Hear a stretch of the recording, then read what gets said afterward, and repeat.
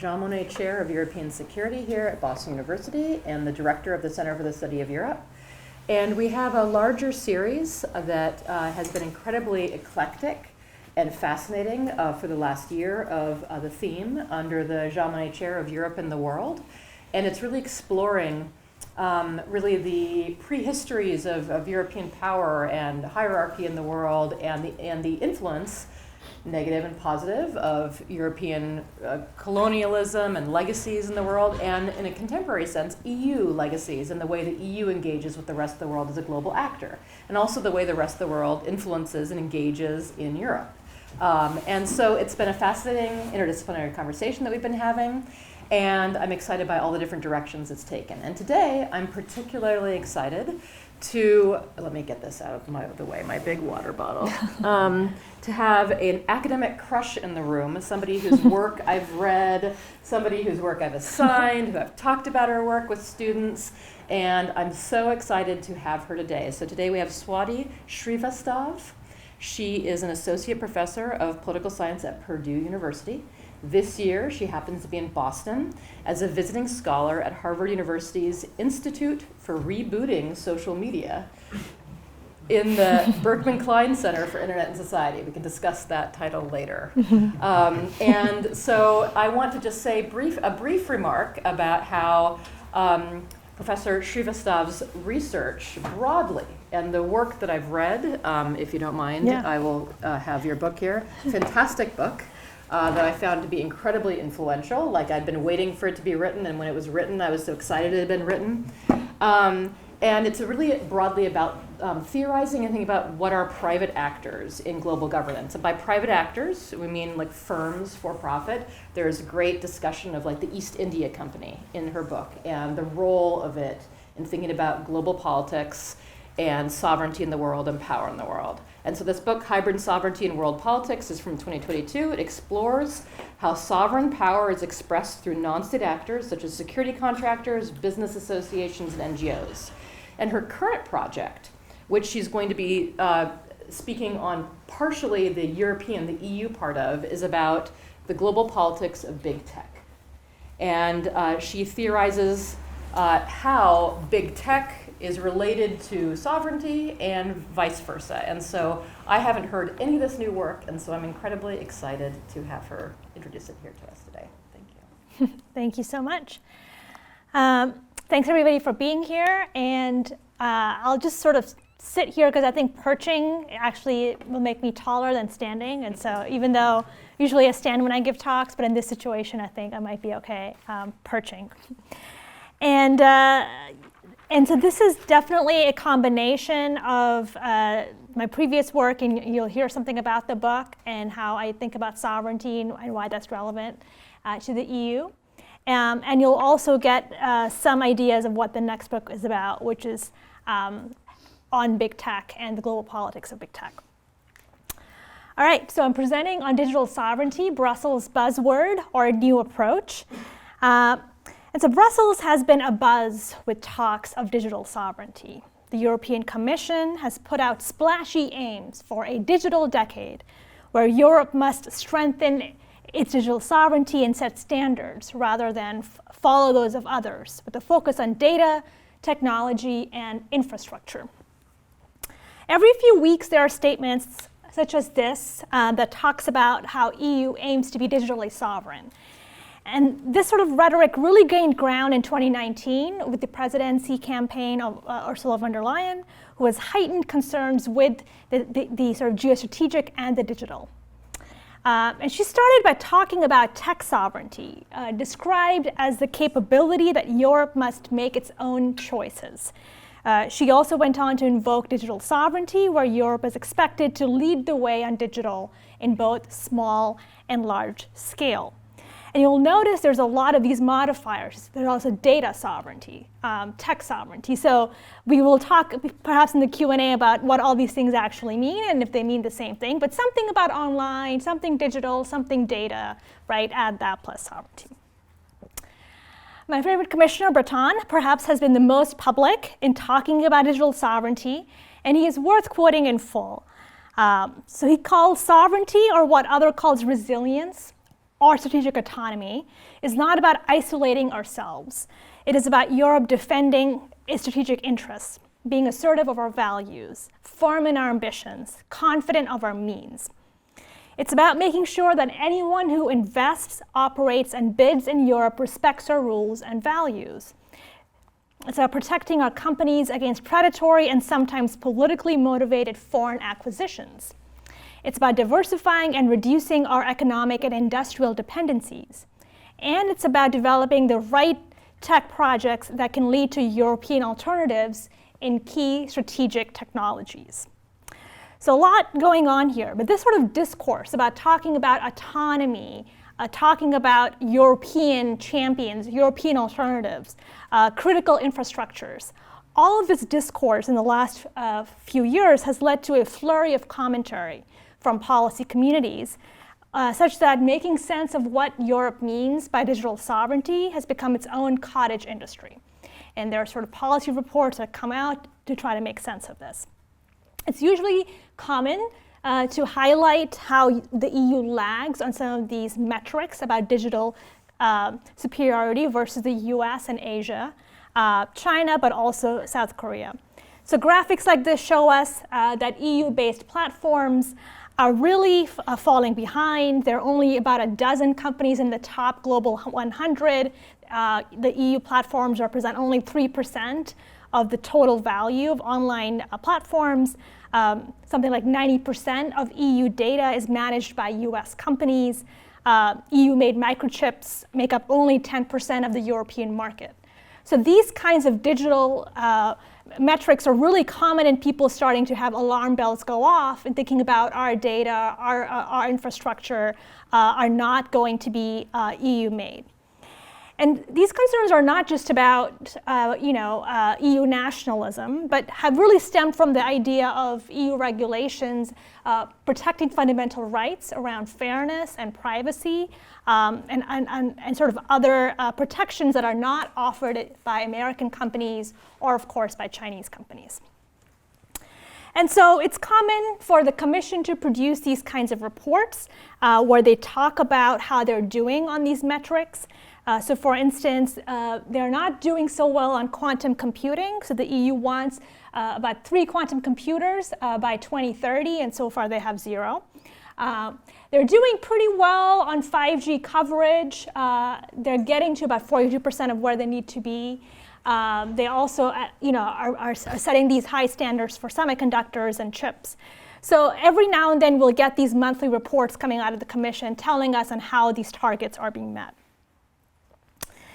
And generally, we have a whole bunch of policy tools that the EU can use to further this idea of digital sovereignty. So they can mobilize trade rules, they can use cybersecurity, they can use government procurement, industrial and innovation policy, export controls, investment screening, and of course, privacy and data protection. And a lot of these policies are used sometimes to protect, again, European champions, and sometimes it's to keep out others. But generally, this idea that we need to mobilize all of the tools that we have is also mimicking what's already happening in the US and China, who have also been mobilizing all of the tools that they have in this idea of weaponized interdependence, right? That you might have heard of this term. And then people have also started to mention things like a sovereignty stack. So, you might think about an online stack. You had different layers. You have like infrastructure layers, you have like platform layers, you have app layers. Just like in the digital world, people are trying to figure out if there's a stack in which the EU needs to attain some level of lower level sovereignty, and then you have sort of geopolitical sovereignty up top. And so again, there's this whole cottage industry. People are trying to come up with things to talk about. Some of it makes sense, some of it doesn't really make sense, but people are trying to put ideas on the table. They also want new terms like that they're not happy with just calling it digital sovereignty or data sovereignty. And so all this activity is helpful, but let's kind of take a step back and think about what European digital sovereignty is actually or could be about. So we know that European sovereignty itself is very contested, right? Has a very contested history. We know that this is an ongoing project of integration. and thinking about pooled or shared sovereignty. What does it actually mean for the EU as an autonomous political actor? This is a long debate. And it's quite interesting to see the connections between those debates about the European project and what kind of sovereignty Europe has in a more traditional sense to the sort of like turn to cyber and turn to the online space, and whether or not Europe's commitment to being sort of digitally sovereign might help its case of sort of more traditional European political sovereignty. And the idea of sovereignty in the digital sphere has a very spirited history, beginning from the cyberpunk ethos of a borderless internet to the Silicon Valley techno-libertarians shunning sovereign incursions, to the recent assertions of geopolitical considerations, including platform nationalism, such as TikTok bans, right? So all of these things are coming back in, and so as if sovereignty related to the EU and related to digital by themselves were not complicated enough, we've decided to merge the term and make it even more complicated to talk about this. And so there's not going to be one coherent way in which you should understand digital sovereignty, right? So that's kind of the big takeaway, is that there's going to be many different ways in which people are using these sort of related concepts. And there's a lot of academic work that's just recently coming out.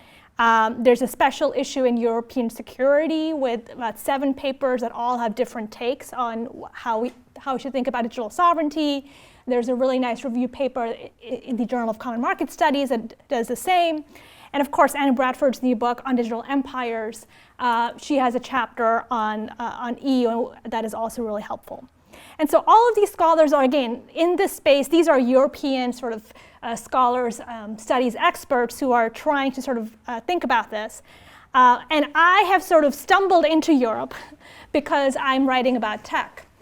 And you cannot write about tech without writing about Europe, which by itself tells you something about sort of the Brussels effect that Bradford is known for writing about, right? And so I'm going to be coming at this from a slightly different perspective and telling you a little bit about why I think sovereignty is more complicated than Europeans might think when they invoke it, but how we might think about it in more interesting ways to make sense of this European project.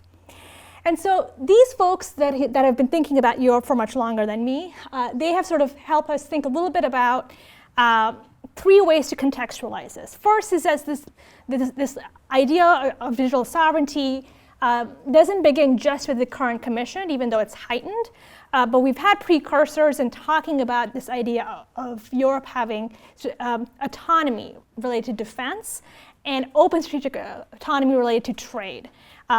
These are concepts that have been circulating since 2010, 2012. In France, they have kind of emerged, but have also been adopted by other European policymakers. This is also not the first time Europe has had a technology gap. We've had these conversations about US and Japan in the 80s and 90s. And so there's something here that makes it seem like what is really new, right? But we also know from these sort of Europe experts that they think that there is something about this current moment that has had a shift in EU thinking away from traditional ways of talking about multilateralism towards clear expressions of self-interest and geopolitical positioning vis-a-vis China and the US in the areas of technology, trade, and investment. And so these folks argue that there is something unique about these concerns, starting from the Snowden leaks and thinking about privacy, moving to the Trump tariffs and how the Europeans were treated there, with the 5G debates in China and Huawei, as well as COVID-19 and supply chain vulnerabilities. That like the collection of all of these activities in the last 6 to 7 years have created a different moment for European policymakers to react to. And it's not the same old conversations that we're having. So again, some people argue, not quite a buzzword, it is a new approach. They also point out that there is something about the EU that's of course not a monolith. We know that there are many internal divisions, and all of these divisions implicate what a European approach could mean. So we know that there are differences amongst commissioners. We know there are differences between what a Franco-German posture wants versus everybody else. We also know that France and Germany disagree a lot about how to approach questions of autonomy. We also have different capacities in the EU countries. Some are more capable in this D9 group versus others. And they all sort of debate about whether or not this idea of geoeconomics. So we have geopolitics, and then you also have geoeconomics. And so geoeconomics is sort of furthering state interest via the economy, right? And whether or not we should have more of this, these kinds of policies or kind of standard economic openness that the EU is supposed to be all about. So we have these tensions between the bloc, and we also know that even though they agree on these values of, for example, privacy, there have been different privacy cultures and regimes. Some member states are more willing to balance privacy against national security, France, for instance, right? And so there's a lot more to sort of pull apart within the bloc, where it might not make sense to talk about one specific approach to European digital sovereignty. And then finally, Europe is not the first global player to raise this prospect. This term of digital sovereignty actually comes from China, which did it first, followed by Russia, right? So for China, this idea of digital sovereignty meant extensive government control in the manner of how it treats territorial sovereignty. It thinks that just in the same way it has to have full control over its territories and sort of assumed territories, it needs to have control over the cyberspace. For Russia, it's been a response to sort of domestic unrest and US dominance and surveillance online. But both Russia and China are using this idea to limit individual freedom, right? So Europeans have a different direction in mind. That's not the kind of digital sovereignty they have, right? They are talking about fundamental rights, they're talking about being more competitive. But the invocation of the same term makes it seem as if, right, they are birds of a feather flocking together, that we are all using this concept, even though we mean very different things. And so some people have raised the question of why does Europe want to be in the same club as China and Russia? Why are they using this terminology that is becoming increasingly used by their rivals? And also, what does it mean that all three of these countries, or two countries and a bloc, are using this as a way to respond to the US dominance, right? So there's this other sort of context here where Europe is not the only one that is pursuing this strategy of decoupling from the US. And so again, I'm talking about this as somebody who studies sovereignty more generally, and I want to sort of spark some conversations here today about what Europe's approach, how we should think about it in terms of international relations theory and history. And so two big points that I'll be making, and the first one is that sovereignty is a highly contested concept. And there are two meanings that I draw on, which is idealized sovereignty and lived sovereignty. And so I'll talk about that a little bit more. And I'll try to make sense of whether or not we should think about idealized digital sovereignty and lived digital sovereignty, and what are the differences between these two approaches. I will also build on my research on the power of large companies, so especially the English East India Company, to argue that new ideals about sovereignty emerge in contest with sovereign rivals, including powerful non-state actors. So if Europe is adopting a new sovereignty approach, it is helpful to see from what and against whom is it asserting this sovereignty. So with the first point, that sovereignty is contested, so most scholars of international relations do not define sovereignty. We just go on and study all the stuff that sovereignty makes possible. They might assume that sovereignty relates to the classic Weberian definition of a state that has a monopoly on violence, along with requiring some international legal recognition from other sovereigns, right? So you need some sort of internal control over your domestic violence, and you need some external recognition from your peers. And together, that might give you something like sovereignty. But this sort of very conventional thing is complicated by theorists of sovereignty who call it a sponge concept, right?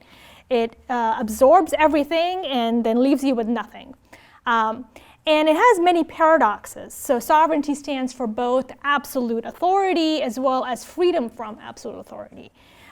Sovereign inequality makes hierarchy possible within a state and anarchy endurable among states.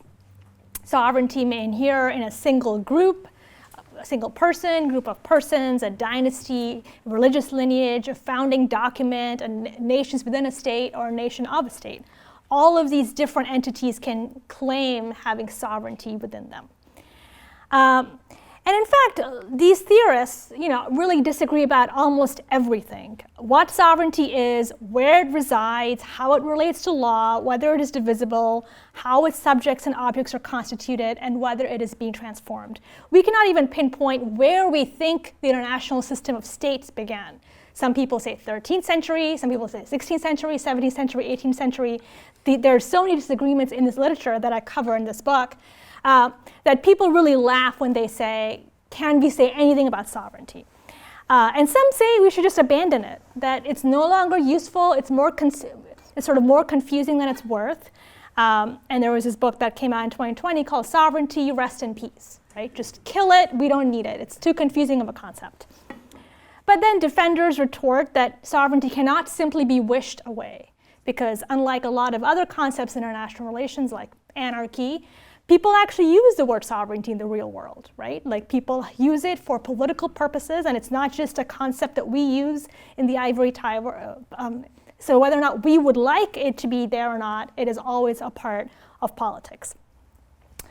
So I think about sovereignty as, like I said, these two modes. So idealized sovereignty is this classic conception of indivisible, public, supreme sovereign authority.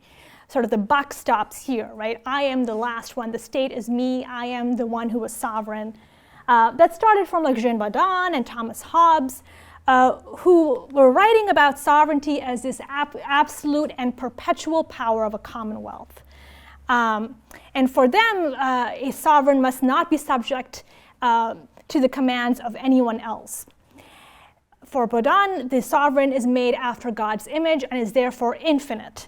And for him, you cannot have two people who carry the marks of sovereignty. And therefore, basically, sovereignty has to be indivisible and supreme for him. Similarly, for Hobbes, he talks about how sovereigns who are in the state have to be indivisible, unlimited, and illimitable. Now, Hobbes and Baudin were at the time trying to find some order in chaos during the European time period. They knew that this is not how the world really works, but they were trying to provide a way in which political, secular sovereign authority could be given the same kind of legitimacy as divine right of kings, right? If you've been used to the fact that there's a divine right of kings, how do you get people used to the fact that actually, no, it's just this other guy who doesn't really have a divine right, but we should trust this person too. So you have to create something equally fantastical, right, for us to buy into that myth. And for Hobbes and Baudin, it was this idea of sovereignty is indivisible, supreme. And so even though this doctrine was never even practiced, it faced challenges from the very beginning. Think about the US Constitution, right? We, of course, have separation of powers, so it's not indivisible. But we think that the people are sovereign. And so there we kind of solve it that way. Or in France, we have the nation as sovereign. Or in England, we have the king and parliament system. So there are all these different accommodations that we had to make in order to keep something like idealized sovereignty, to sort of think about power. In international relations, Hans Morgenthau has sort of picked up on this language, and he talks about how two or more entities cannot be sovereign within the same time and space. We have sort of other classic definitions here that talk about sovereignty as a final and absolute political authority in a political community. So these kinds of definitions that have come to us from early modern political theory that were solving a very particular problem in early modern Europe have now become sort of taken for granted as this is what sovereignty means. And again, it's very important politically. So we have leaders who go to war for idealized sovereignty. People demand to leave political unions for idealized sovereignty. And so this concept might be a political delusion, as some political theorists call it, but it's a very potent one, right? So we cannot just wish it away because it serves a purpose to talk about power and why we should trust it, right? Why we should treat it with authority. But this is not the only way sovereignty works. We also have lived sovereignty, which for me more closely reflects the actual experiences of producing sovereign competence. And for me, it's about the divisible performance of public-private entanglement.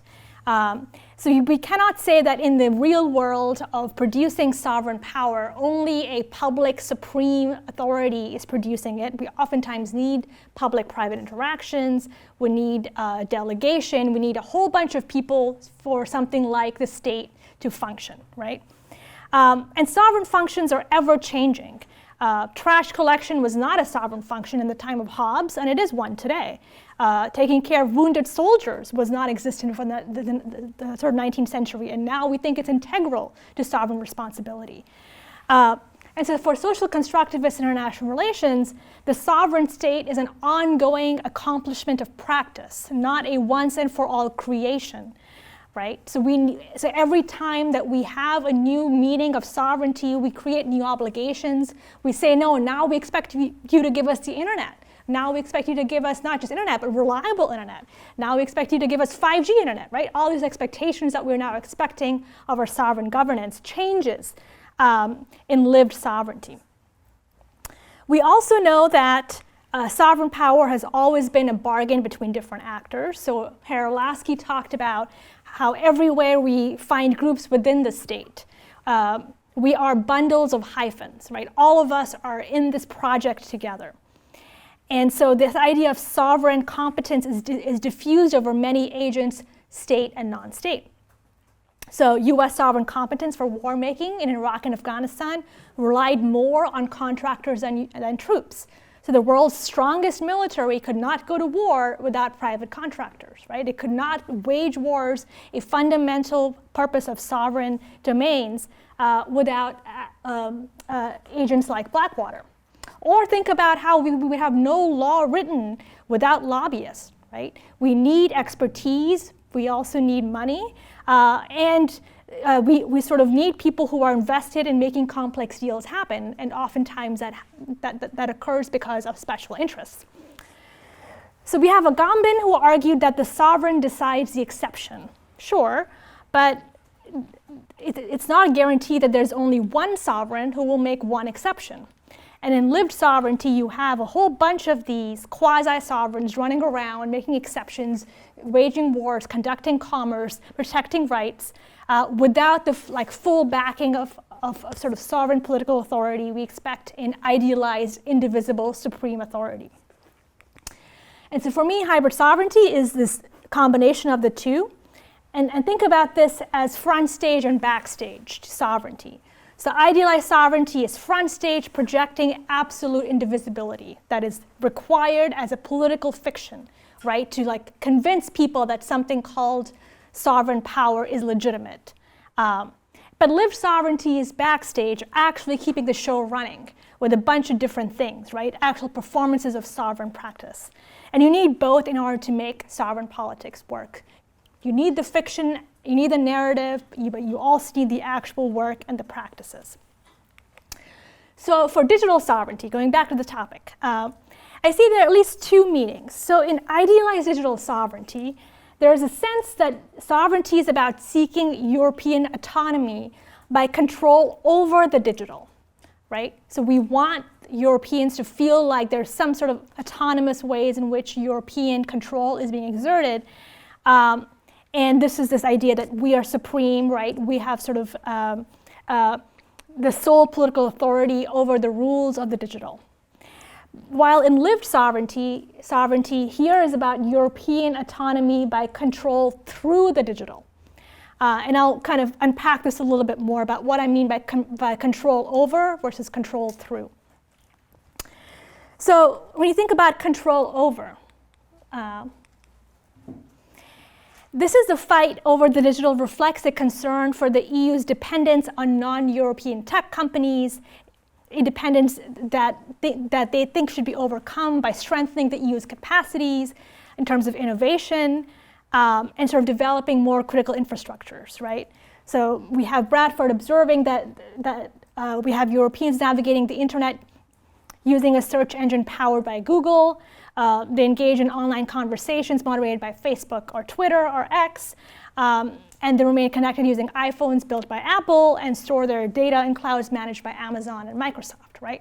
So there's, again, this sense here that we are losing control over our digital spaces, our digital experiences.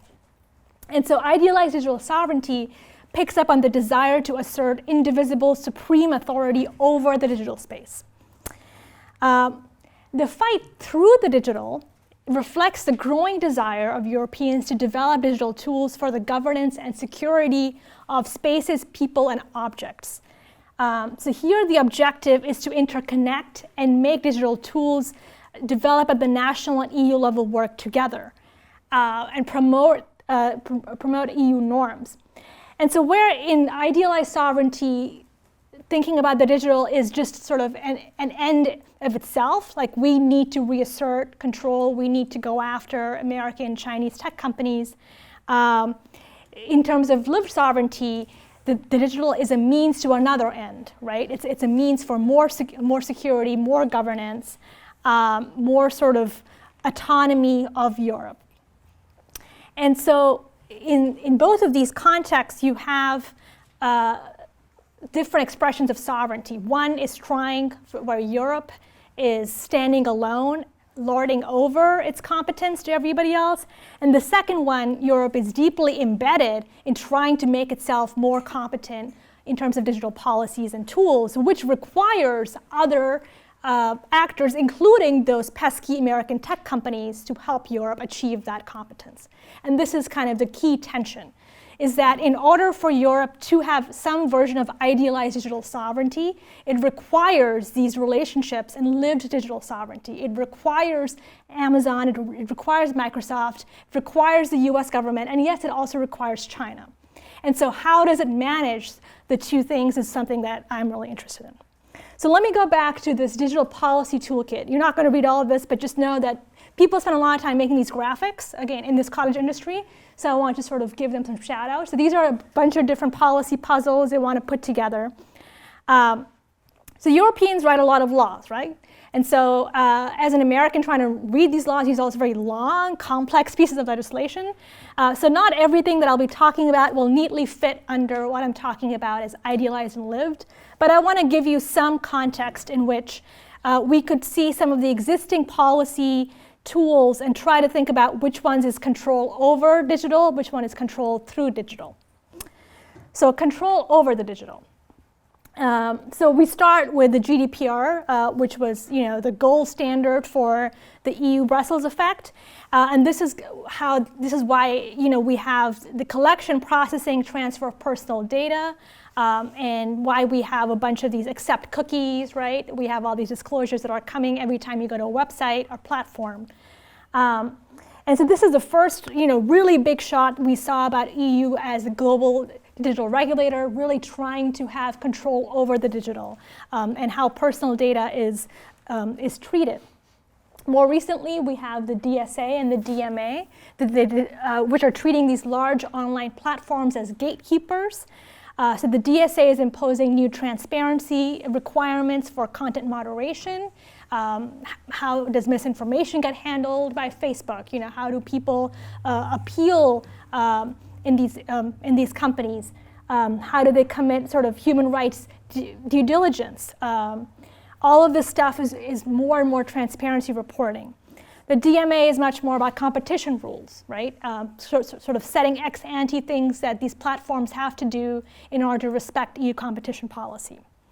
And so Breton has said that before the DSA, some of these platforms behaved as if they were too big to care. But with size comes systemic relevance, and that entails responsibility. And so they're really trying to push both of these DSA, DMA as a very much sort of confronting these American tech companies head on. There's also things like the common chargers rule, right, which is about making the USB-C ports mandatory, which is on all the new Apple phones. a very kind of small thing, but it matters. It's another way that it's very popular. People like the idea that you don't need 8 different chargers to connect your different phones. That's another sort of small example of control over the digital. Then we have these more complex pieces of legislation. One is the Data Governance Act, and this is about the use of private sector. This is used by the private sector of government-held non-personal data. And so here you have the EU trying to create rules for non-personal use of data as an alternative model to data handling.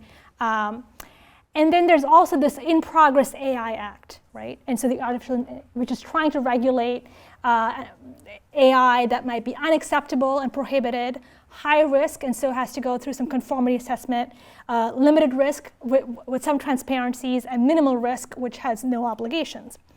And in talking about the AI Act, the Commission has noted that they think that AI products from foreign companies might not comply with the union values, and they're also worried about the security risks. And so again, all of this is a way to try to control AI infrastructures through European rules. And we're trying to, again, have this singular control over the digital, especially with the public interest or public interest as interpreted by European values, championing over the private in order for Europe to be seen as an autonomous actor. Oftentimes, they're challenging companies very straight on. They're calling them out in the debates. And US government officials have been annoyed at the fact that that Europe is going after American tech companies so brazenly, calling them out as gatekeepers, all but writing their names in the actual laws themselves. So we also have some of the same laws show up as examples of lived sovereignty, where the goal is more about control through the digital, including actually using the private sector to spur innovation. So the Data Act, again, not to be confused with the Data Governance Act. So the Data Act is now talking about the business-produced non-personal data. And so data governance is about publicly produced. Data Act is about privately produced. And in both of them, the motivation that Europeans have here is that if data is the new oil, why should we be left behind? And so they're really trying to monetize the use of data. And they thought that in some ways, thinking about GDPR, it's sort of limiting European innovation because they're not able to data mine as much as the American companies are. But they don't want to just create another Google. Europeans might not really like that. And so how do you create the innovation of a Google without sort of all the bad surveillance capitalism stuff? So that's what the Data Act and the Data Governance Act are trying to do, is to rival that sort of data monetization done by the US companies, but in a European way. And again, the goal here is to spur innovation, to get more money, right, to have more capacity, potentially also all the stuff about security surveillance, right, that the European governments still want, but of course have to sort of hide a little bit compared to the Americans. The AI Act right now is going through intense debates. Last week, this week, next week is going to be very, very big.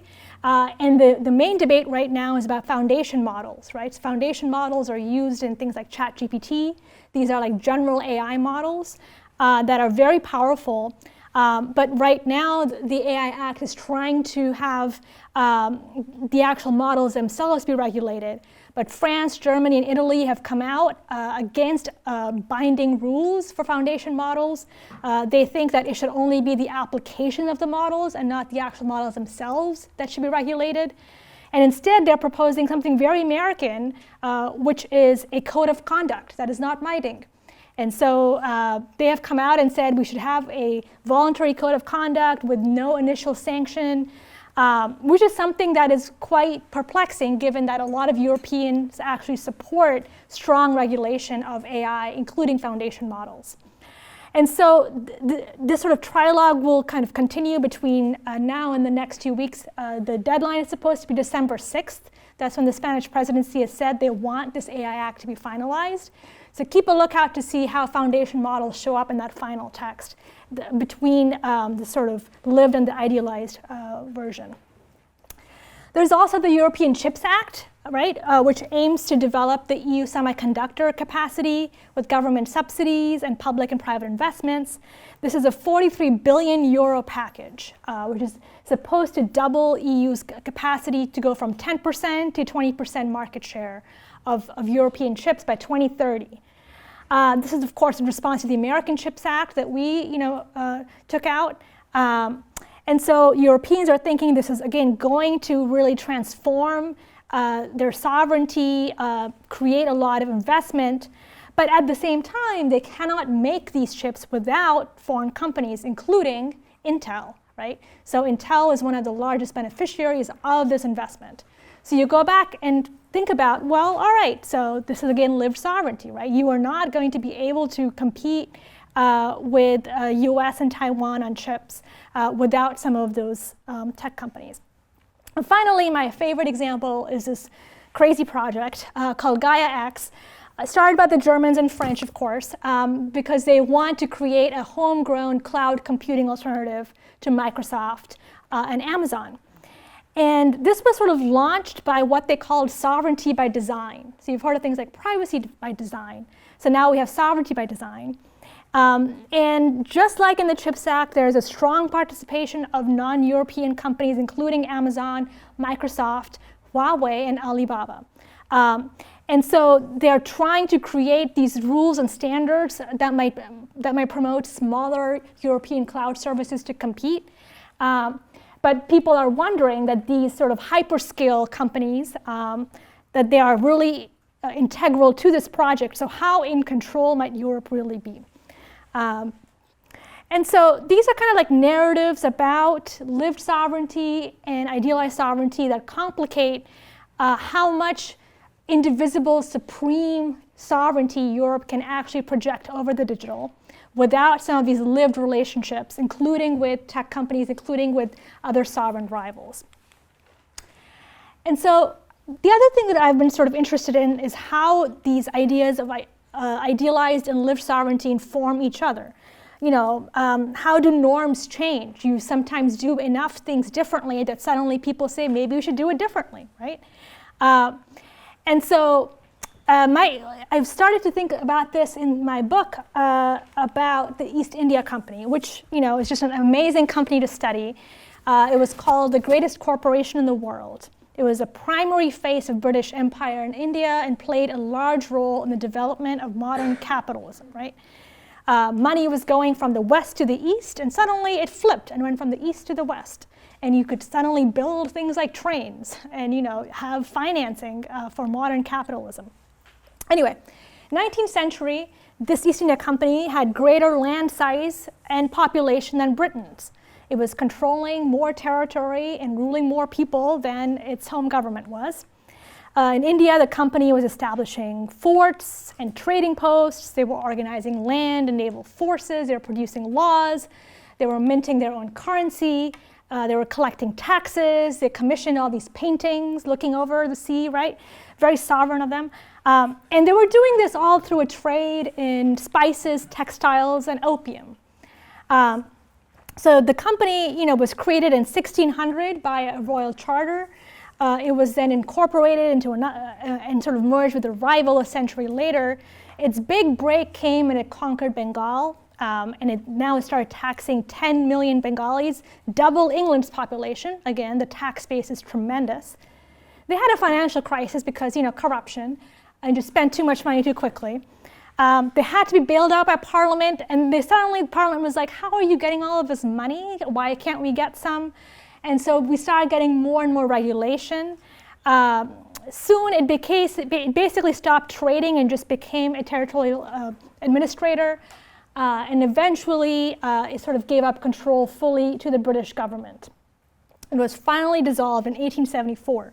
But now you can buy East India Company trinkets from an Indian man, importantly, who has bought this sort of this like license to operate the name of the company. So for your Christmas presents, if you want to give an East India Company tea, you too can do that. But this time it'll benefit, right, the brown people, which is great.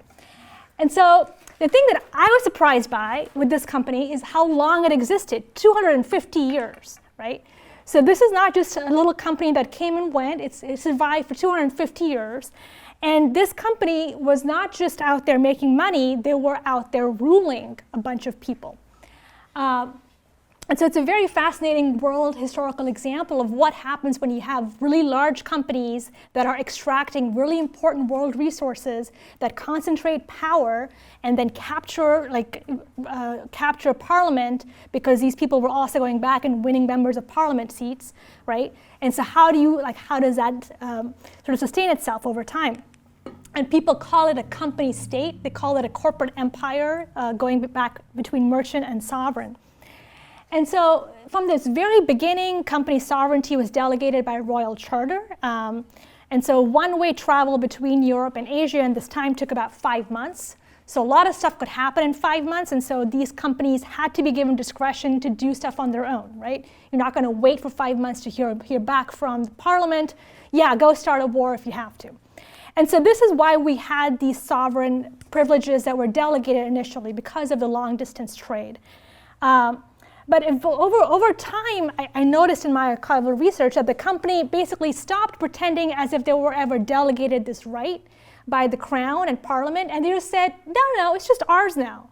We own it, like it's our sovereignty. We claimed it, we earned it. We are the ones who are fighting and dying out there. It's not like crown and parliament. And so over this 150-year time period, sort of post-Bengal, you saw the company asserting itself more and more as its own government, not just doing the bidding of crown and parliament. And so you had, this guy, Robert Clive, who was a company director general and won the battle in Bengal, declaring in parliament in London in front of all these other people, right? East India Company are at this time sovereigns of a rich, populous, fruitful country beyond France and Spain united. They are in possession of the labor, industry, and manufactures of 20 million subjects. They're an actual receipt of 5 and 6 millions a year. They have an army of 50,000 men. They're just boasting at this point, right? But they aren't just boasting in a letter, they're boasting in Parliament in London. And this is a very big deal when you have companies that have that brazen authority to go up there and tell somebody else that I have sovereignty on my own. And so this idea of self-possessed company sovereignty and brazen idea of who is in charge was motivated in part by its war making. So you might have heard about Charles Tilly and war make states, right? And so we had company wars, expanded territory, which meant that they could extract taxes better, which meant that they had to create institutions to extract taxes better. But war also awakened sovereigns because they had to conduct peace negotiations. And once you have peace treaties, you have to start thinking about yourself as a sovereign and territory. You also had to divide up your tax revenues with the crown and parliament, and sometimes you really don't want to. And so a lot of the sort of war-making sort of created these problems for the company that kept having it to talk about itself as a sovereign over and over and over again. And in lived sovereignty, if you do something enough times, you start believing it. You're like, okay, fine, maybe I'm a sovereign. So the company was out there claiming it's a sovereign. And the English state had tolerated some of this shenanigans for a while because, again, layered sovereignty was accepted. People didn't think that all sovereignty was supreme, indivisible, just public. But this challenge from a rival within the heart of Europe became a little bit too much to bear. And so we had these cartoons that were coming out during this time period about how it's becoming very difficult for people to sort of maintain London and India. There's also like some Scottish thing going on in this cartoon, but that's like a different war that's happening on the island there. But eventually there was this big trial of Warren Hastings, which was for an impeachment trial. And the opening arguments were 4 days long, and some of the arguments that were being made in this trial was how can this company claim to be sovereign, on whose authority is it sort of running out there? And Edmund Burke, who was one of these philosophers and parliamentarians, said that no government can delegate absolute sovereignty to a corporation like this. This claim is a monster that never existed. no country has wholly meant to give this power. And these created this really public deliberations about what does English sovereignty mean? Should we make it more public, indivisible? Should we really be giving it out to these companies over time who then come back and become more powerful than us? And eventually they realized, yeah, maybe we should actually make more of this claim about public idealized sovereignty. And so the argument in the book is that it was not that English Parliament woke up one day and decided, oh, we should be more idealized in this, in the way that Hobbes told us to be, but they were forced to once they were confronting this sovereign rival. And in that rivalry, they had to articulate a harder boundary between public and private. And they had to go back to basically this idea from Hobbes, right, about we are indivisible and only we have the power to claim sovereign authority. But this took a very long time. And so meanwhile, the company's still out there doing lived sovereignty. The business of empire cannot happen without the company. And so even though the parliament is making these idealized sovereignty claims, they're trying to impeach them, they have stronger oversight and regulation, on the ground, it's still the company's men that are doing everything. And so it took a very long time to slowly peel away those practices of entanglement to actually go back. And so if we have lessons to learn from this about how Europe is thinking about these tech companies and their entanglement. So on the one hand, of course, right, we have Breton saying that these platforms have to adapt to Europe, they can't have a no man's land where laws don't apply, that time is over. We have this kind of similar public discourse that these companies they have gone too far, they must be reined in, the public must reassert itself over the private. And these are all helpful conversations for us to have. Because we do see aspects of East India Company in the Googles and Facebooks and Amazons in the world, right? We think about how they have amassed massive scale, about how we don't often have a choice to exit. Think about how many people still on X and Twitter, right? And how we have sort of entangled ourselves so much in these infrastructures that it becomes very difficult to think that there are alternatives beyond our sort of corporate overlords. And so what that sort of means is that when we think about Europe's digital decade, it needs to figure out how its reliance on these companies, how these public-private lived power through digital is going to be accommodated with its power over digital. And it's going to be a long and complicated process where it will have to be patient because any sort of autonomy that it wants over digital technologies, any kind of 5G supercomputing, quantum computing, semiconductors, all of this capacity cannot come from the public sector alone. It has to come from these companies because they have already created choke points and dominated these infrastructures. And so for me, sort of what remains watching about Europe and the world is how the Union balances these demands of idealized and lived concepts of sort of digital sovereignty, what this balancing means for policy coherence, how in one law it's trying to go after the companies, in another law it's trying to incentivize the companies to come to Europe, and what this basically means for the other players in the world and how they respond to Europeans being more digitally sovereign. So thank you, I'll end there and look forward to your questions.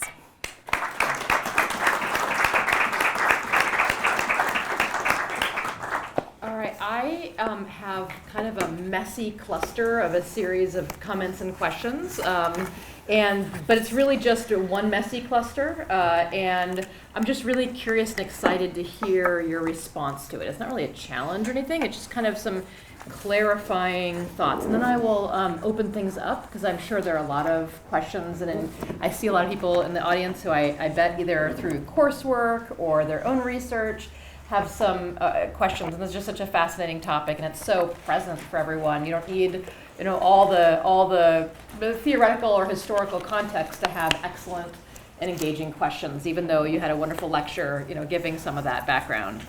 So, so I have a few real questions, and I have kind of like a little rant in the middle of it, but not about you, about the world, about the others, in the world. And so my core question, I think, is You're talking about the EU's, idealized sovereignty here. And that itself is a really contested and emergent thing. I mean, the EU has had emergent sovereignty over the last 2 decades especially, right? And the digital, and wanting to have sovereign over the digital is just one of those things. And so the EU, some of my students are in the class right now on European integration, and we really grapple with this a lot in that class, like how much of a state is the EU? And there isn't a single answer to that, but there's kind of this emergent sovereignty, emergent both idealized and lived sovereignty of the EU. It's no longer just a common market, it is something political, it's something security, it's something in this space. And so I guess I have some principal agent questions about where this emerges, because your story starts, you're following the story in a very linear and good way, where the conversation starts in the 2010s. It accelerates because of geopolitical events, like Russia and Ukraine and things like that. And I don't mean in 2022, I mean 2014, right? And so and also accelerates with the election interference in the United States in 2016, and the Europeans were like, there's a lot of existential moments that this exact policy cluster emerges. But what I didn't hear you talk about, and it's not that big of a deal, but I was thinking about the big food fights between the US in a regulatory sense and the EU, post 9/11, about civil liberties, security, things like passenger name records, things like terrorist finance tracking, and all of these things. And Abe Newman and Henry Farrell have a book about that, but what's interesting about that, so you don't need to replicate that, but I'm wondering how those two things connect. And I'm not going to let you answer the question just yet because I want to make my comment. And that is that one of the wrongest ideas in the world is that, and I'm saying that, out there to label it in a funny way, but is that the EU is pro-privacy and civil liberties and the US is not, because it's much more nuanced than that. You were saying that the EU has its own practical digital sovereignty tools that are replicating more data mining and surveillance. And that's not new, that's quite old. One of my students in my European security class here know that I gave a little rant about a very forgotten directive from, I think, 2005 or 2006. So the EU is known as this actor that hates corporate surveillance. That is absolutely true. But it kind of loves state surveillance because European states, with the exception of Germany and Ireland, are incredibly heavy surveillance states. They have no Fourth Amendment protections.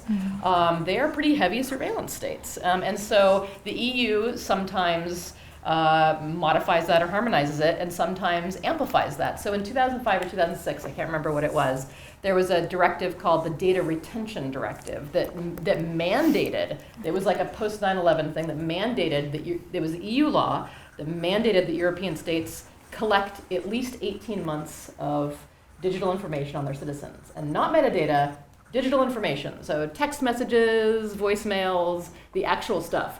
Really heavy server requirements in that situation. And so then, as that thing wound through, it became very clear that the EU was also kind of a pro-surveillance actor, in this digital space. And it's been a kind of a forgotten episode, and I won't tell a lecture about the whole story because that's not what people came to hear. But I guess my question, so I asked that original question, where do you think this started, in this emergence of EU digital sovereignty in both of these areas? But my counterfactual question, and then I will end, is I really like your framing about how this emerges in a relational way. It's competitive, sovereignty is created because of threats to sovereignty or, the claiming of private actors. But a story I would tell, and this is not my book to write, but a story I would tell is that EU digital sovereignty is also very much a claiming of European sovereignty away from private power, but very specifically American private power, right? And so do you think that there would be a push for anti-surveillance, for civil liberties, and for EU digital sovereignty if there had been more tech firms that had been native to Europe in that counterfactual? Because they don't, my hunch is, I don't know, but I'm not deep in it the way you are. Yeah. That's my big question. Awesome. Yeah, and so one thing I like about the directive that you were talking about in 2006 is that this is before the tech companies realized how important data is, because they were the ones complaining about having to store all this, and they're like, what? 24 months you want us to collect and store? It's so expensive. And now, of course, they're like all hoping for, and so it's really interesting when you see these debates and you can trace like when the idea of like surveillance capitalism and data capitalism really took off, because initially a lot of these tech companies thought that these were very burdensome requirements from this idea of data retention, because they were like, it's so expensive. So I love that example for the other reason, which is Public-private boundary. Exactly, public-private boundary, and when does it become salient for us to start caring about, thinking about digital protections in this way. So yeah, I think the post 9/11 story is definitely very important, and I mean, so part of it, right, is so one of the more interesting things about this, which you all are probably familiar with because you've been studying the EU much more closely than others, is that when I tell people that this is about the US, like the US is the rival, they're like, what? I'm like, yeah, like it's, the story about this is not, I mean, China is a big part of this for sure, and Europe talks about that a lot, but it is very much this internal division within the house, right? And when that break happened, right, like, we can definitely go before Trump, we can go before Snowden as well, but Snowden was one of the first times where I think we had sort of evidence in this like public way that the European states had to like answer to, even though there was a lot of sort of intra-governmental stuff that was happening, right, in the decade post 9/11 in terms of data protection and privacy. But it was really heightened with these like, and it kind of got people to have their ducks in a row with GDPR. And so the EU-US relationship, the transatlantic data protection, and there have been like, there's now been 3 different Schrems rulings and about whether, safe harbor, privacy shield, and like none of it is ever enough, right? Like whatever we come up with, whatever the US and EU thinks is not actually adequate based on EU law for what should count for privacy protection, but they keep trying to make it work. So, I mean, I don't know if I would have like a specific year to pinpoint it. But I think you're right that these anxieties did not just start in 2014, 2013. I think 9/11, post 9/11, and having the US make this sort of turn towards the more brazen surveillance. I think you're right that the EU, of course, does it too. That is part of that history. And the thing that, again, I'm interested in is how the US is receiving this. And so being at, HLS so I'm from Purdue, which is a great school, but we don't just have people that are, movers and shakers moving through West Lafayette, Indiana on a weekly basis.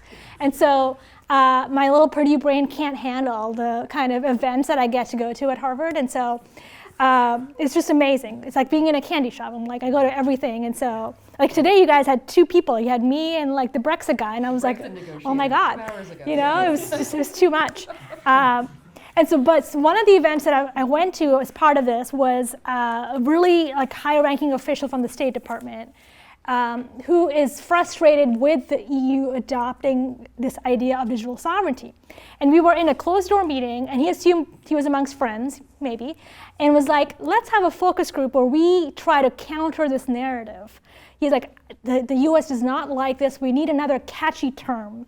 And the best that the State Department had come up with was the idea of digital solidarity, which is not enough. Like, just doesn't have the same ring, right? So like sovereignty. Yeah, exactly. And so, but I found that actually kind of interesting, right? So going back to like, a lot of this is not just about American tech companies, but just America, and I think that's right. And you have these American sort of tech policy people who are not happy with their ally taking this public stance against them and trying to bring them back in line. And using random academics to focus test, what should be the new counter narrative. And I think a lot of it is that they're worried about giving sort of Russia and China some legitimacy by using that concept, but some of it is just that they don't want to be called out, right? Meanwhile, the US is doing like digital sovereignty all over the place. If you think about export controls, like we are really in it. And yeah, I mean, I think it's possible that if there were more European tech winners, if it was not just 3% of the global, like that we could potentially see not as much what we would call ontological insecurity in Europe, right? They would feel better about themselves and their technological place in the world. But people have also given a counter to that, which is, could there be a European Google? So like Bradford talks about this in her new book, and she says she's not convinced that there could be, that the kind of surveillance capitalism that Google requires would have been possible in Europe. And so, it's possible that maybe there are aspects of the privacy culture that are not as like stark as you were talking about. But there is something about the fact that this is a specific Silicon Valley development of using humans as data and exporting that around the world. And China has been able to do it.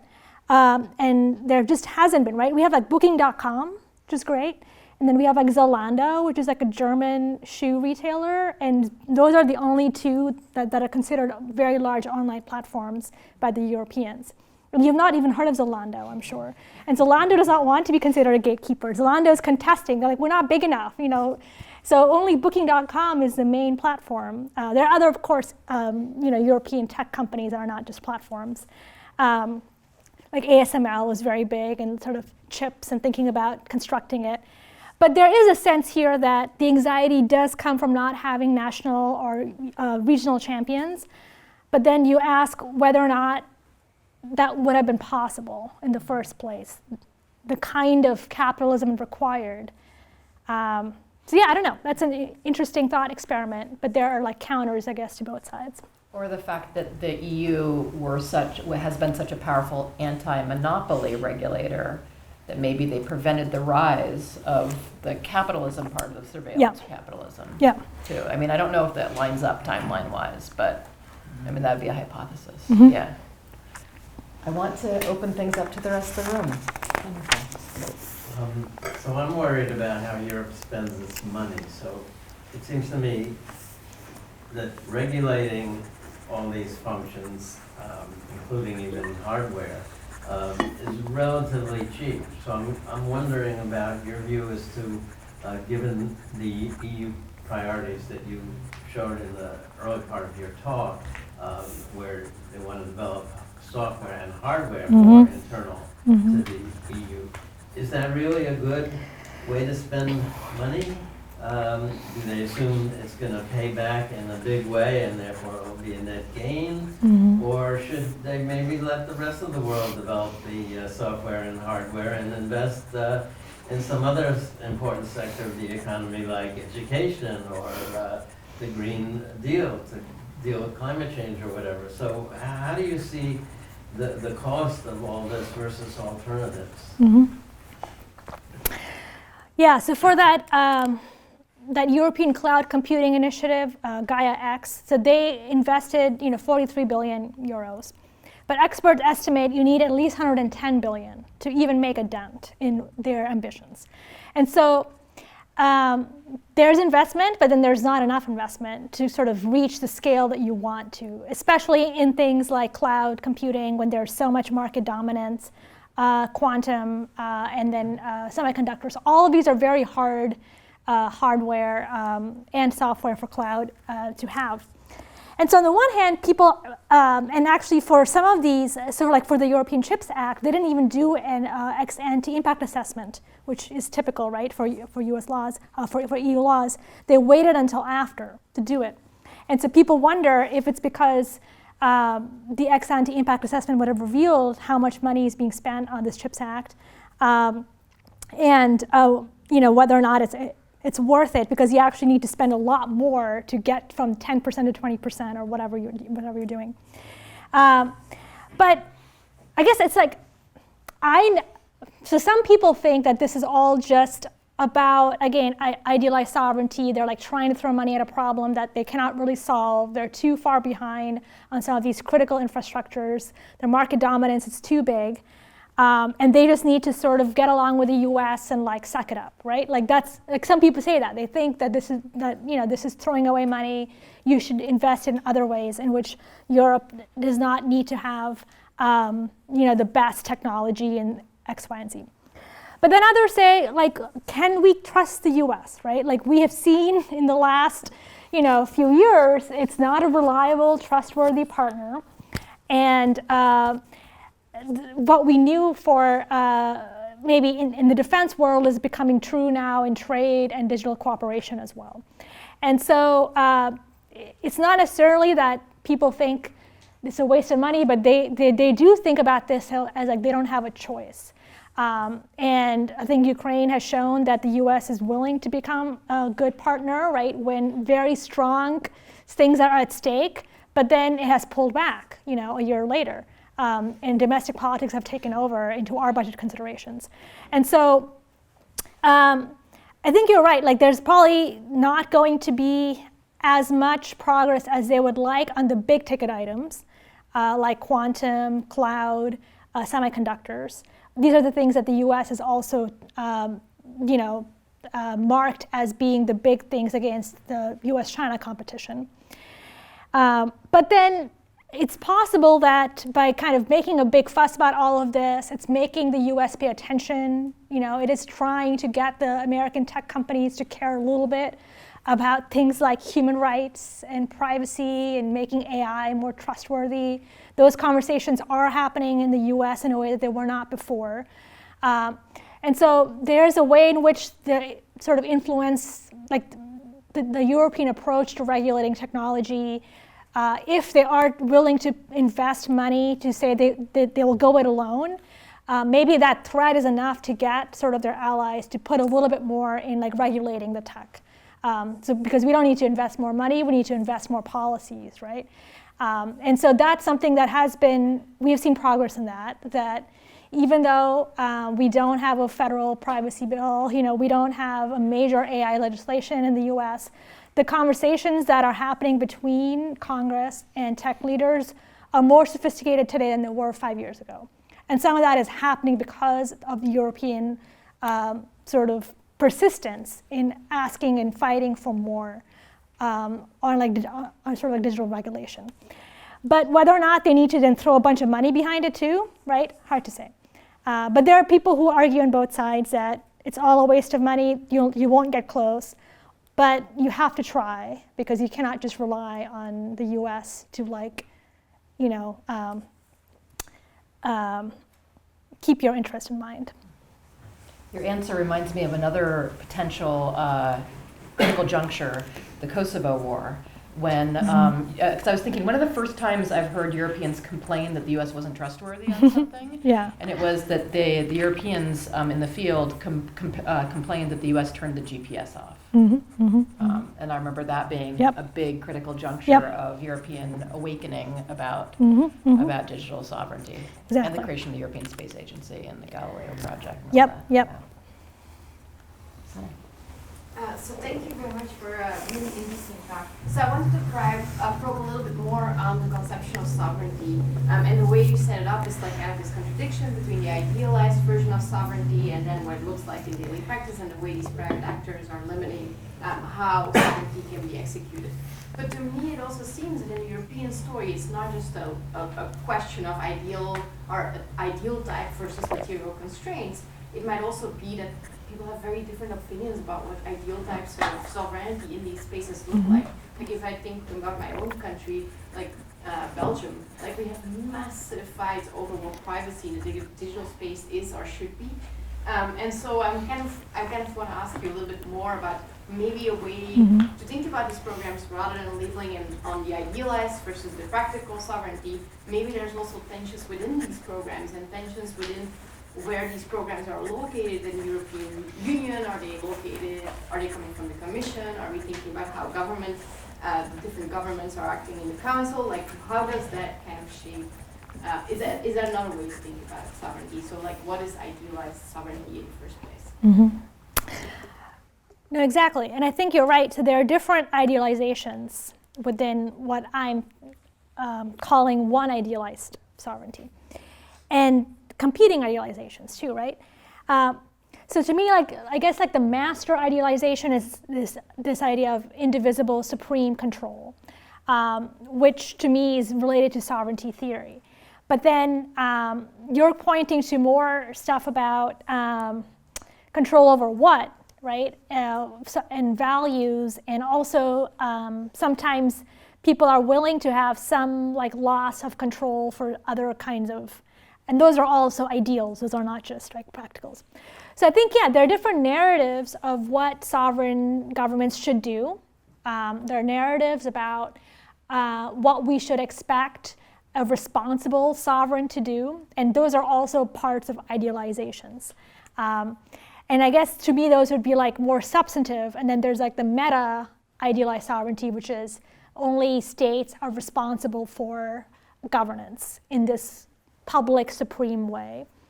Now, how do they do it? Yeah, because there are different ways, and we have different ways to organize political economies, right? And so we might expect that sovereigns are responsible for organizing, markets, but there might be 70 different ways to organize markets, and those are all different narratives of they kind of tell us something about whether or not the state should protect the market under this conditions versus this condition. Yeah, and I think one of the fights that we notice here are that, for example, do we need more economic openness in the union and like maintain that openness, or are we okay with some of this geoeconomic thinking that's protectionist, potentially discriminatory? The World Trade Organization is going to be invoked at some point, even though it's no longer a functioning institution. And so those debates are also happening at the idealization level. You're right about that. But in my mind, I am thinking about like the meta narrative of sovereign power itself. And then within them, there are many other representations, of course, that it needs. Yeah, so I'm going to try to make this as coherent as possible. We'll see how that goes. But I'm interested sort of in digital security and securing cyberspace, and I'm always fascinated by the EU because they sort of have their fingers in a lot of pies, like you show with that graphic. Like they're focused on digital sovereignty, and they're focused on privacy, and they're focused on cybersecurity. And there is this push and pull between we want to be sovereign and we want to do our own thing, but we also need to work with other companies and other states to get to where we want to go. And I'm curious how that impacts their effectiveness in their security policies, specifically in the cyberspace, because I think most people and most researchers agree that in order to be effective in that, you need to have a lot of communication, not just between member states, but also with other countries about vulnerabilities, et cetera, and just general information sharing, even like especially with attribution and stuff. And I'm curious how the EU's desire for digital sovereignty impacts the effectiveness of their security policy, and even in relation to NATO, which has its own policy that sort of maybe even sits on top of that, because a lot of EU member states are also in NATO and have to follow like sort of NATO rules about shared networks and things like that. I'm going to take a couple questions Yeah. in a cluster, okay? Just to make sure that we get a couple of the last rounds of questions in. So, great. And then, okay, I'll take the questions down this side. So, Thibaut. So my main question is like a lot of what you talked about like software development and like the actual corporation needed require like a lot of technical expertise. And so like Europe itself has like a very strong like technical background in like tech, especially like in Scandinavia and Eastern Europe. Seems a very strong tech sectors, but they're not able to develop like the actual like underlying like companies to get themselves that like that the US has in the first place. So is this due to like a lack of like regulations or incentives on the EU's part? Is this more like a member nations thing, or is there something unique to like the Silicon Valley that allows it to develop that has not been like, there's no European Silicon Valley, for example, despite each country having prominent sectors? These are great questions. They're all huge, but I'm going to keep going and take two more, okay? And then you can just navigate it, and it'll give you some space to do that. So, Kevin? So among like EU scholars, there seems to be an argument that the fundamental concept of digital sovereignty lacks a clear definition as well as its jurisdictions.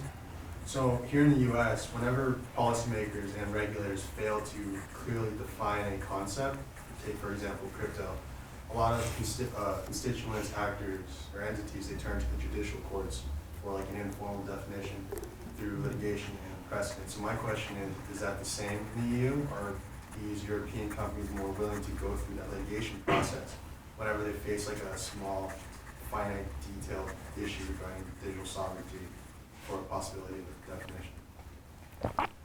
And then I'm going to ask Brandon, and I'm sure it's going to be a very easy, simple question, right, Brandon? Yes, no, absolutely. No, again, it's lovely, just a beautiful talk. And, I'm fascinated by this idea of idealized and lived sovereignty, and the hybridity that sort of sits in the middle.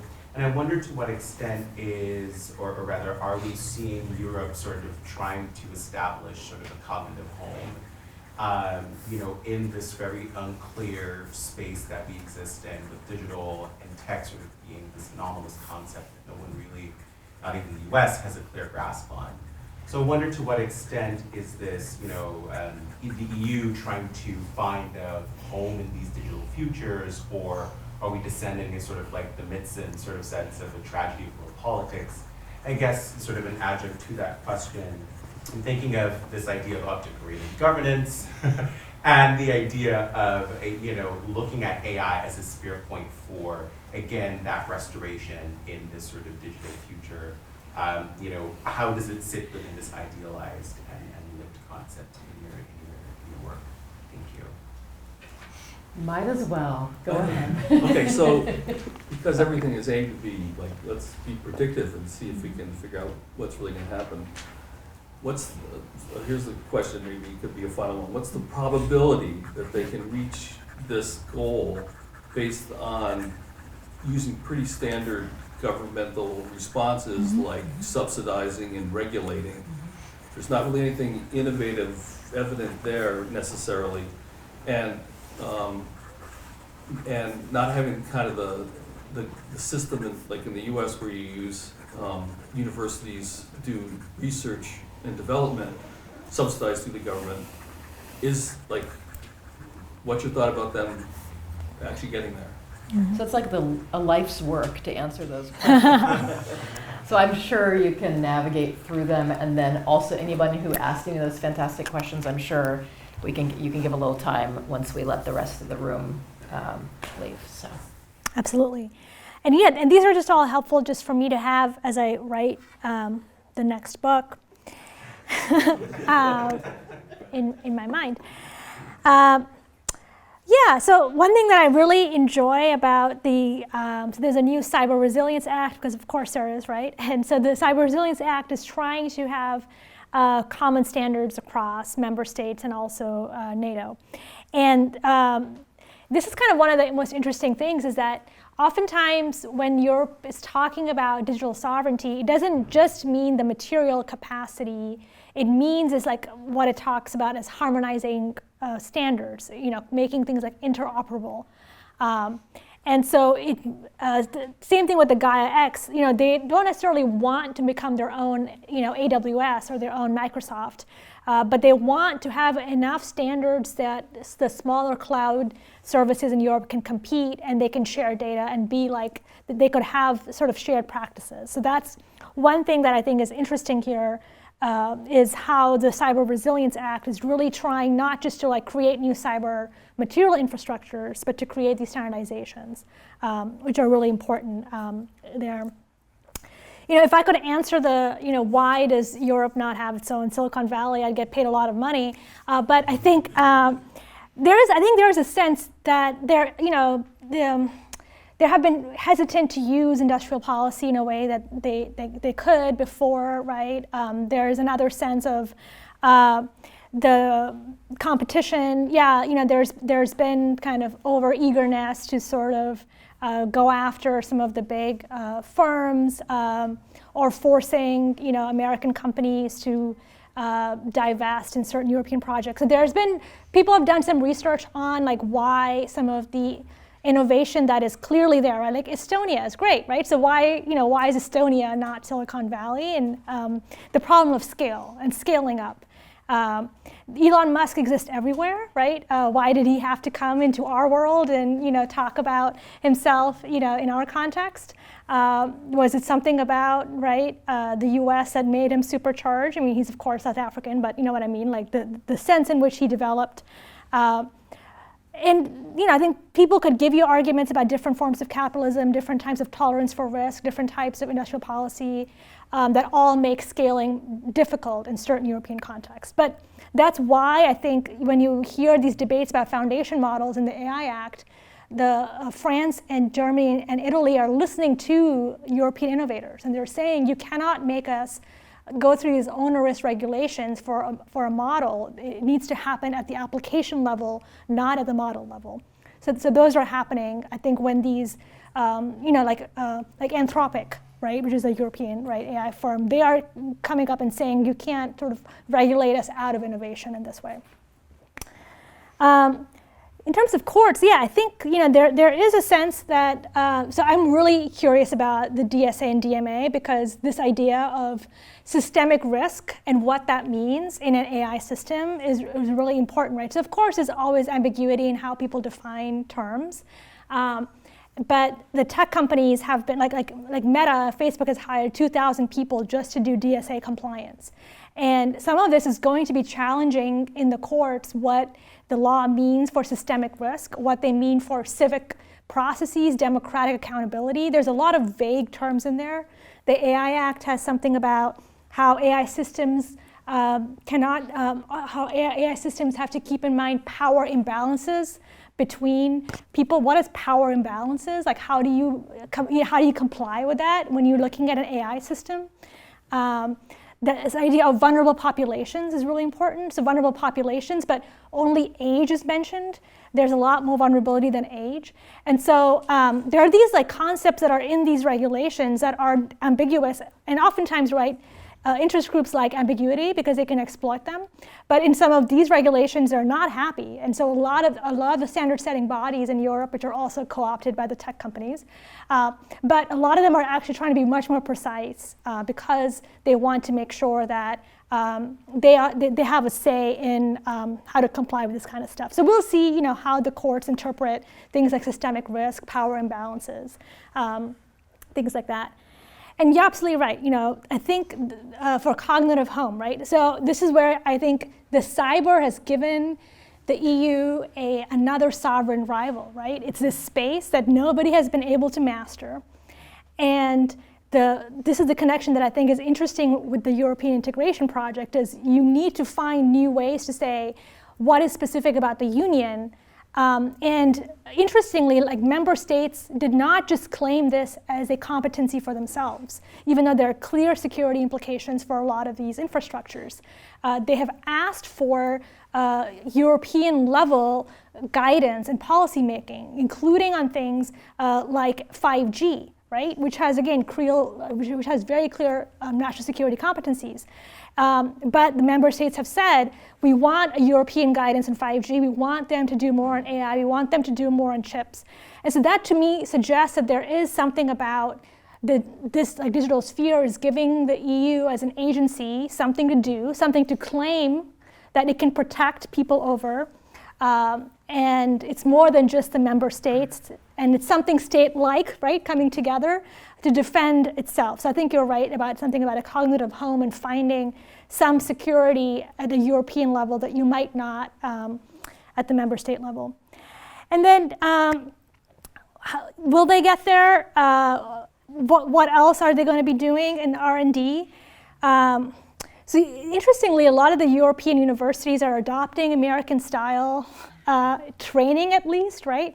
The research and development is not there yet, but the European Horizons project is putting in a lot more money. But they are poaching some of our social science and computational researchers there. So there's investments happening there. We know that they are trying to get after Again, more like aggressive industrial style policies that are something different than what they've done before. They're willing to, piss off the WTO and go after some of this protectionist style stuff. So that I think is different. I think it's a little bit different than what we've seen before. Now, whether or not they're going to meet all of their metrics of digital sovereign, again, I don't think they're going to meet quantum. I don't think they're going to meet semiconductors. They're not going to meet cloud. But yeah, they will meet other aspects. They will meet connectivity. They will force American companies to play by the rules more. They will force the US to pay attention more to some of their concerns. That's already happening. So, and I guess at the end of the day, these are all aspirations, right? We all aspire to end poverty. Like countries have come together and aspired to that every year. But it's I think the sort of mobilization that we need, the kind of total mobilization that we would need, we don't yet see it. And partly because it's not clear if even that level would be enough, because the race for some of these infrastructures has already been won. So that's a very fatalist way to look at this, but it always gives Europe something to try for, and ultimately I think that trying keeps justifying itself, right? That's the project. Like, we need to keep doing this. We are threatened. We exist to be sovereign, and here's how we can do it. And we will never get to sovereignty. It's a asymptotic goal. We never get to it. But the fact that people keep trying, and we keep making up threats that we need to combat and defeat, is, I think, a very productive thing for Europe to have. So I'm at least optimistic that political scientists will have stuff to talk about. And whether or not Europe gets what it's want, we might get what we want, and we'll have interesting conversations about its sort of future investments. Great, wonderful. Thank you so much. Thank you.